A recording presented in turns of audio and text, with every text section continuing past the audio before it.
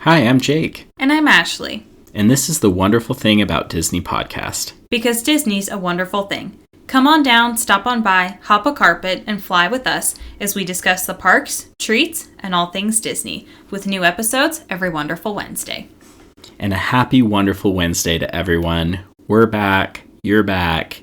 We have a great episode for you, one that is very personal to us. And as a disclaimer, I don't know that we can make it through this episode without crying or getting emotional. So buckle up. And I think we are ready to begin. Yes. And if you're a true Disney fan, that should be a clue to our episode topic. But this week we are talking about Happily Ever After. Happily Ever After. And we're not talking about Happily Ever After, the fairy tale ending that you might be thinking of, but actually the nighttime fireworks display at Magic Kingdom in Walt Disney World. Yeah.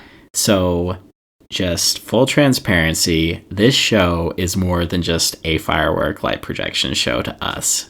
This holds a very special place near and dear to our hearts. This is the first fireworks show that you and I actually saw together. It was great. Which is amazing. And then there's the main song. Y'all, we got engaged to this song. We did. You walked down the aisle at our wedding to this song. Absolutely did. This is our song. It is. Oh, love it. It is. And when we watched the show in Magic Kingdom, I mean, those first 5 notes hit, and I'm crying. Yes. And I mean, I'm probably crying before the show even starts, but that's besides the point. Yeah. I get so emotional. You do. And I know that you do. And I do as well. So before the allergies flare up and, dust in our eyes and all those things, let's take a few steps back. So for those of you who don't know, as we mentioned, Happily Ever After, presented by Pandora, is the nighttime firework and projection show in Magic Kingdom at Walt Disney World. So this debuted back in May 12th of 2017, replacing Wishes. And this instantly became a hit. Absolutely. Like all the shows that Disney puts on for fireworks or water displays, whatever that might be, they're amazing. But this one was different. And I think everybody knew that up front. It was like catching lightning in a bottle. Mm-hmm. People fell in love with it. And honestly, it should just be the nighttime show for all eternity. We love it that much. It's a problem. We really do. We do. So there's a lot we want to get into here. But to start, let's do a little bit of an overview of what Happily Ever After is for those of you who have not seen it yet. So this is an 18-minute long show. We've got projections on the castle and now on Main Street, which is a cool addition. Yeah. Lasers, pyrotechnics, fireworks. Like, this is the perfect finale or ending to your magical day at Disney World. 100%. It's so great. And throughout the performance, you're kind of taken on this ride through emotions and the magic of dreams and friendship and love and triumph that Disney films and animated features are famous for. Yeah, I love it so much. And it features so many of the Disney characters that we all know and love, but ones that I specifically love are Olaf, Woody and Buzz, Hercules, Moana, Aladdin. I mean, the list just goes on and on. So many great characters. Yeah, and you'll hear popular Disney songs, again, that you know and love, like Friend Like Me, How Far I'll Go, I See the Light, and just so many more. Yeah. Gang, this one just hits. And this is where I feel like this particular show carries forward the legacy of all the other great fireworks shows and nighttime spectaculars. We love seeing our favorite characters and the stories and those moments and those songs that resonate and just connect us to Disney. And I feel like this has all of it. And while it's all so good, for us, it's the opening, the title song, Happily Ever After, that hits hard for us. So this song is performed by Angie Kay and Jordan Fisher. Love them. And shout out to both of them. If they're ever listening to this episode, I just want to say thank you for making the most magical and best Disney song ever. Yeah. No, second that fully. Cheers to them. Just incredible. Yeah. Both of them individually are great artists and performers. Angie Kay has done a lot of various projects across several genres of music, Yeah. and Jordan Fisher now performs on Broadway. So they're both incredibly talented. No, they're phenomenal artists, absolutely. And putting them together was just magic. And I wonder at what point they both realized that this wasn't just a hit, but this is something that would touch the hearts of, hundreds of thousands of people around the world every night. Yeah, no, and I think musicians, artists, performers, like I've heard that said in interviews before, there's just certain moments in their career where they knew they created something incredible, exactly. like a legacy project. And honestly, I think this probably feels like that for them because it's just that cool. And you've got tens of thousands of people who go to Disney World. And if you go to Magic Kingdom, chances are you're going for the fireworks show and you're going to see this. And it just moves you.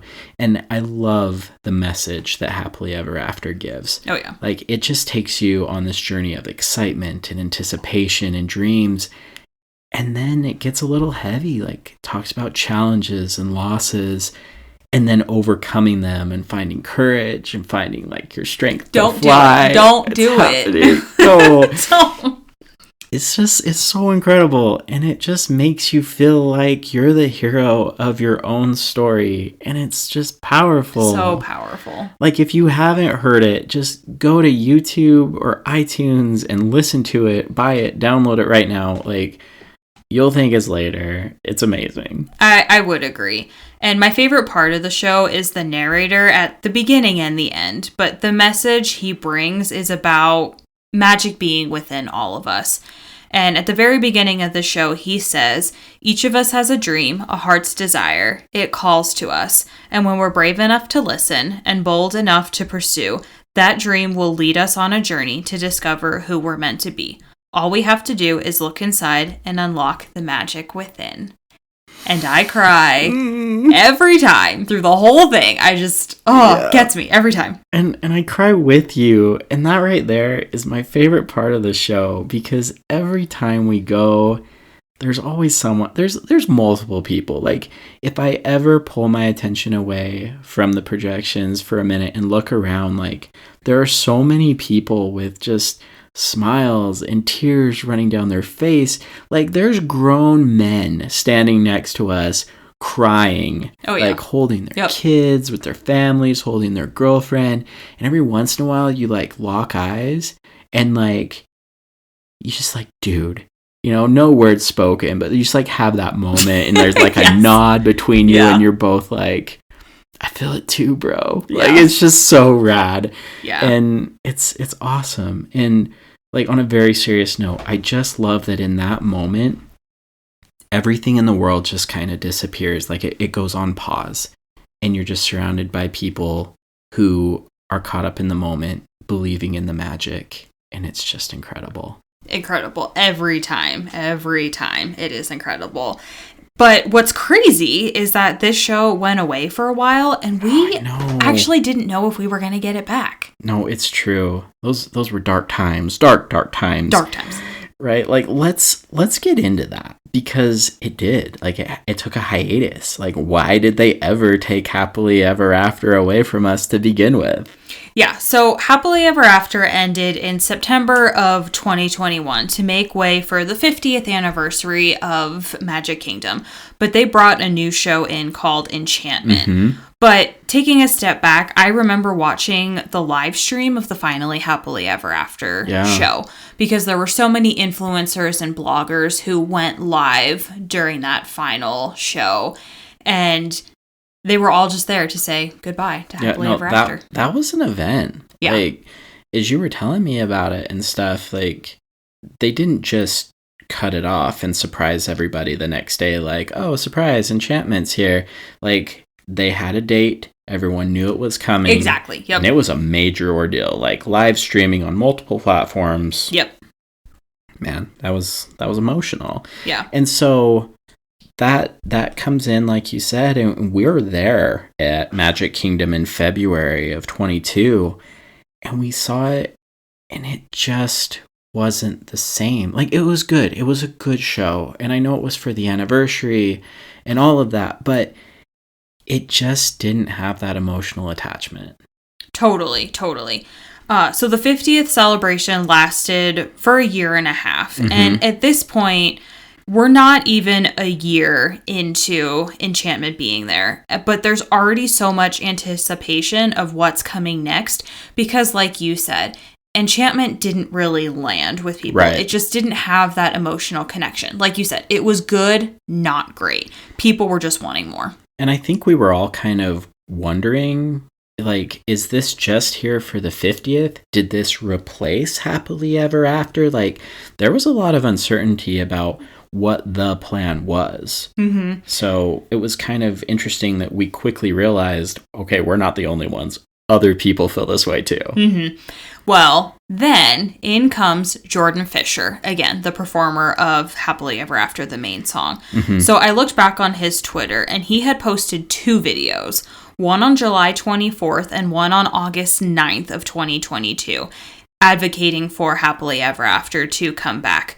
So again, we're not even a year into the 50th, into Enchantment, and there's already talk about Happily Ever After coming back. Yeah, and I felt like Jordan kind of led the charge. Like, it was this call to arms of like, hey, y'all, if you want this back, like, let's get it back. Mm-hmm. And everybody's just like getting their hopes up now. Like, well, if Jordan says there's a chance, in Jordan we trust. It's like, gonna happen. Cousin Josh, hear our prayers. And at this point, you and I, we made a pact, like a promise, just the two of us. We did.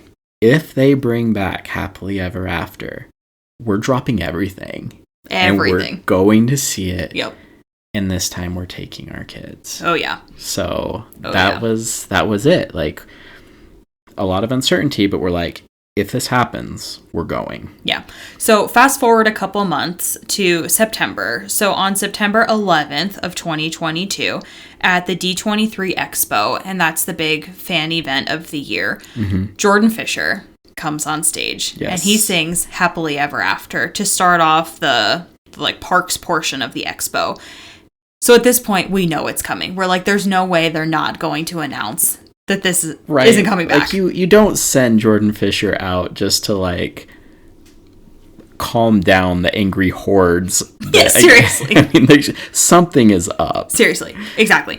Then Josh D'Amaro comes on stage, and he announces that D23, that Happily Ever After is returning with an updated version. And I mean, again, I was on Twitter looking at Jordan Fisher's videos, and he reposted some too, and the crowd just goes wild. Like, you can't even hear what Josh is saying other than Happily Ever After is coming back. Right. So, again, the crowds do go wild. However, what's happening in our world at that point? It's true, yeah. You aren't even home. Nope. So you had been on a work trip. Mm-hmm. You're now in the process of coming home. You're on a plane when this all breaks. Like, the news is out there, like, it's happening. I'm texting you, like, frantically trying to say, babe, Happily Ever After's coming back, and you're not responding to me. No, because I had bought the Wi-Fi because we were hoping they would announce this at D23, and the Wi-Fi is just not working. Oh. And I'm getting so angry, and I'm getting so frustrated, and you were just messaging me furiously when they announce it. Y'all don't understand how many text messages were sent at this point, and wherever you were, like, it's a 3-hour flight. Like, you weren't close. No. And I'm just sitting here, like, banging my head against the wall. Like, this is the moment, and you're not experiencing it with me. I know. So as soon as you touch down, I'm, like, texting you more, and I'm trying to call you as you're walking through the airport, and, you know, I pick you up, and we just start crying, and then we cry all the way home. All the way home. Because, I mean, yes, we were thrilled that the show was coming back. Mm-hmm. But that was the moment that it just kind of hit us like, holy crap, we're going back. Like, it worked. We made this promise to each other, and now we're doing it. Like, we're going back. Our prayers were answered, and we're taking the kids, which is so super cool. And at this point, they had just said that, Happily Ever After was coming back next year, meaning like in 2023. So we had no idea exactly when. All we knew is that the 50th anniversary was ending on March 31st. So we could only imagine that at that point it would start in April, shortly after that. Right. And this is important. And for those of you who listened to our last episode talking about planning the greatest family vacation ever to Disney World, this all goes down in September. We start booking our trip in October. At this point, we don't know when it's coming back. Like, we're buying plane tickets, booking hotels, just simply on a hope that we're going to make it align and be there on time. It was crazy. It was crazy. And so then, January 10th, they announced that it will be coming back April 3rd with an added element to the show, projections on Main Street now, and we can breathe because we had booked our vacation for the start of May, and it was so cool. Like, everything came together. I know we were, again, very emotional. Like, we had the faith, the trust, the pixie dust, and it happened, right? Yes. Like, I will never forget January 10th now, because that was the moment, like, the gamble paid off. Absolutely. And taking the kids was a dream. I mean, literally something that I had dreamed about and wanted to do for a long time. And I can't believe that we actually made it work. But Happily Ever After really is the perfect way to end your magical day at the parks. And I think for us, like, that moment there with our kids was... Yeah. Don't do it. Okay, we're back. We had to step away from Mike for a minute, shed some tears. All right, we're good. So we're good. We're back. We're back. Now that we have the overview of Happily Ever After and the history behind the show, let's go into some of our favorite viewing locations, because there's a lot of places you can see it. It's important. It is. And I think it's important to point out that you probably need to secure a spot to watch the show at least 30 minutes before showtime, if not an hour, because it's that popular. Yeah. Like, it's not unreasonable to see people camping out, setting spots an hour plus before the show. So it's a big deal, y'all. You got to plan for it. Yeah. And then also remember that during fall and winter, showtimes are usually about 8 p.m. and then spring and summer showtimes are about 9 p.m. So depending on daylight and everything. Yeah, exactly. Exactly. But I think first and foremost, talking about viewing locations, our favorite spot would be in front of the castle, or the hub area, as they call it. From there, you get a great view of the fireworks, the projections on the castle, and not to mention that if you stand on the right side when you're looking at the castle, so towards Tomorrowland, you will actually have a better view of Tinkerbell as she flies over top of you, and that's something that I don't think we mentioned. Right, spoiler alert. Yeah, so sorry. Spoiler alert, but yeah, Tinkerbell actually flies out of the castle over top of you. But awesome. No, you should know that if there's a really cool spot to be, that right side of the castle by Tomorrowland, prime location. Another great spot is actually on Main Street. So with the addition of the projections on Main Street, again, that's something that had been working really, really well in Disneyland. They brought it over to Disney World. Yeah. You guys, this is a great place to go if you want to be somewhere a little less crowded. And I mean, don't get me wrong, like, there's still lots of people there, but I feel like you're much less claustrophobic here. Oh, yeah. Just a little more breathing room. And it's really kind of an immersive experience because, like, you've got projections, the show happening on both sides of you, no matter which way you look. And you have a nice, broad, open view of the castle. And that is one thing that I will give to Disney World over Disneyland is on Main Street. Like, you can see it all. There's no trees in the way or anything else. Like, it is a phenomenal spot to watch Happily Ever After. I would agree. And there's one last spot that we have viewed the fireworks, and this spot is actually not in the parks. Ooh. But we've watched it from the boat dock over at the Grand Floridian. Yeah, that was cool. And we mentioned this in one of our previous episodes talking about the Grand Floridian, but they pipe in the music and it really gives you a totally different perspective. I mean, from there you can only see the top of the castle, so you can't see the projections.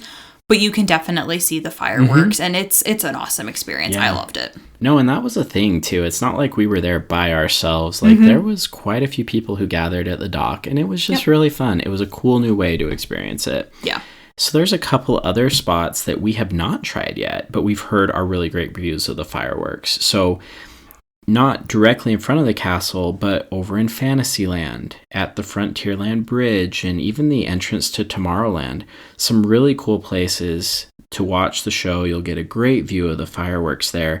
And the big perk here is after the show is over, you have like direct access to the rides, and you can beat the crowds to your next attraction if you're planning on still riding some things before you finish your park day. So yeah, cool place to go. If you try it, let us know how you like it. I think that's definitely one we need to experience sometime. Absolutely. Yeah. I think every time we go, we try and find a different spot to watch it. So we'll have to try one of those. But there is one final option to view the fireworks, and it's something that we've done and that we absolutely loved. Yes. And that's the Happily Ever After dessert party. So this is an Enchanting Extra, and it's a really cool way to kind of extend your Happily Ever After experience. I like that. Mm-hmm. So not only do you get to enjoy a special designated viewing area of the fireworks, but you also get to eat some really tasty desserts. And if anyone knows anything about us, it's that we love tasty desserts. Oh, yes. You do need a reservation for this, and depending upon the time of year, you can have a pre-party, so you eat the desserts before the show, or a post-party, so you could eat the desserts after the show. But when we went, there was only one option, so we had to do the pre-party. Yep. But this costs about $99 per person. Yeah. So how this worked for us was about an hour before the show, we checked in at the Tomorrowland Terrace, and then you get a wristband. So you get to go in, sit at a reserved table, and you enjoy this wide assortment of desserts. Like, we're talking brownies, cakes, tarts. You can even decorate your own sugar cookie. Which was really cool. It was cool. Chocolate-covered strawberries. They had it all. And then for those of you that need something a little more savory, like they had cheeses and crackers and fruit. So it wasn't just all a sugar overload. But they even had drink options there. Like if you wanted to have beer or wine, that was there. They had my personal favorite, Pog Juice. The Pog Juice. Which is amazing. Oh, yeah. Lemonade. They had all sorts of stuff. And it was a really great kind of break in between, a nice way to relax after a long day before the show. So that was really fun. And this was great for me because having a gluten sensitivity, the dessert party was something that I didn't think I could do.